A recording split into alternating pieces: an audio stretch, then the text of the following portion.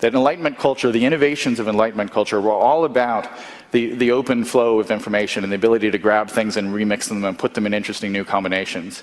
And Franklin has a wonderful line in one of his letters where he describes why he just kind of gives all of his data and his innovations and ideas away and publishes them as early as he can. Because he says that by getting ideas out into the open and allowing them to circulate, they will attract the attentions of the ingenious. And those intentions will improve the ideas themselves. That ideas get better when they flow, when they circulate. What we have to really get to, with the opportunity we have now that the technology has kind of allowed us to really rethink these things, is really where we think innovation and creativity comes from. And do we think that fundamentally innovation and creativity comes from protecting ideas, building walls around them, or does it come from connecting ideas? I don't care about whether file sharing reduces profits for a certain luxury industry.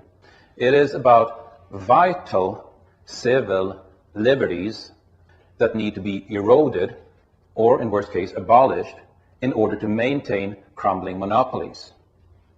That's how bad it is. If a small company is sued by a larger company, even if they're innocent, they would have to spend $1 or $2 or $3 million to defend themselves. They can't afford to do that, so they cave in, or they just don't compete in the first place, or they stop competing, or they get bought up for a song by the big company. Big companies have a lot of profits. They can afford to engage in a lawsuit. So I think right now the patent system helps the large companies much more than the small companies. I think the small companies can be just terrorized by the large companies. Small companies typically can't afford to defend a patent lawsuit. There's a kind of a mutually assured destruction. Everyone holds a lot of patents and everyone knows they're vulnerable to lawsuits by someone else in their industry. Software patents end up being a kind of a tax on innovation. There are now over 200,000 patents in the software area. That being sure of the exact boundaries of those patents is not possible. I mean, before we had copyright law, there were books and there was music. So we clearly would have some. Now, will we have the same amount? Will we have more? Will we have less? Will we have a different type?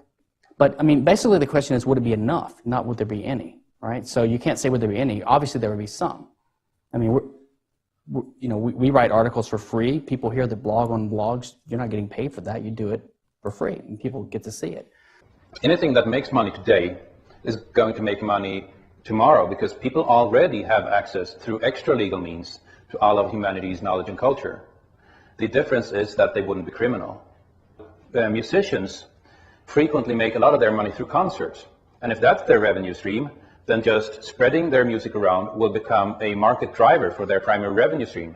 The theaters today are not anymore selling seeing the movie. They're selling seeing the movie in a theater. Look at the Spider-Man movie. Look at pretty much any blockbuster. They make their investment back, not in 1 year, not in 2 years, but on opening weekend. And that's sort of when the first leak comes out. And so the first leak might hit the file sharing networks on Monday or Tuesday, and the investments has already been covered. All the rest is profit. That's my point. What makes a profit today will make a profit tomorrow. And one of those very clear trends is that you move from culture as a pre-packaged commodity to culture as a service, either as a performance art or, like I said, as in seeing it in a theater, or World of Warcraft for that matter. It is a service which you subscribe to, which lets you be part of this whole fantasy world. Games is a particularly easy one, because games have been around for as long as there have been file sharing and piracy. And that particular industry has seen record growth year after year, despite the fact that there is tons and tons of piracy around. There are rumors, and I believe there is some merit to them, that Microsoft does not tackle piracy problem in a country before it reaches a certain point, before saturation of their products reaches a certain point of the population, at which point they know they'll have a market stranglehold and can start enforcing getting profits out of it. And my third response is that even if these investments would not be made unless the copyright gets to intrude on my private communication, then sorry, those investments will not be made, because I will not allow that. So it becomes a matter of priorities. And to give you a list of countries that have had a very efficient combating of crime at expense of personal privacy, I'd list East Germany, Cuba, North Korea, East Berlin, and so on and so forth. And one asks oneself, is that the society, is the society that these particular people arrived in, the society we tried so hard to defend?